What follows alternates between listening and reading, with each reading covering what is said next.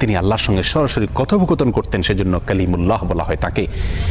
আল্লাহর সঙ্গে সরাসরি কথা বলতে গিয়ে একবার তিনি আবেদন করলেন, আল্লাহ আমাকে আপনি একটি জিকির, একটি দোয়া শিখিয়ে দিন, যে জিকির, যে দোয়া আমি সব সময় পাঠ করব, সব সময় আমল করব। আল্লাহ সুবহানাহু ওয়া তাআলা তখন মূসা আলাইহিস সালামকে বললেন, কুল লা ইলাহা ইল্লাল্লাহ, হে মূসা আপনি লা ইলাহা ইল্লাল্লাহ এই দোয়াটি সবসময় পাঠ করবেন, এই জিকিরটি সবসময় পাঠ করবেন, এটা আপনাকে আমি দিলাম।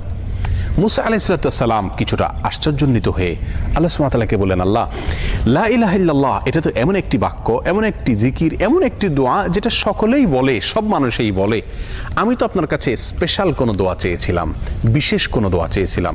আল্লাহ সুবহানাহু ওয়া তাআলা তখন মূসা আলাইহিস সালামকে বললেন, হে মূসা, যদি সপ্ত আসমান, সপ্ত জমিন এবং এই দুইয়ের মধ্যে যা কিছু আছে সব কিছুকে, আল্লাহর অস্তিত্ব ছাড়া বাকি সব কিছুকে যদি একটি পাল্লায় রাখা হয়, একটি হাতে রাখা হয়, আর লা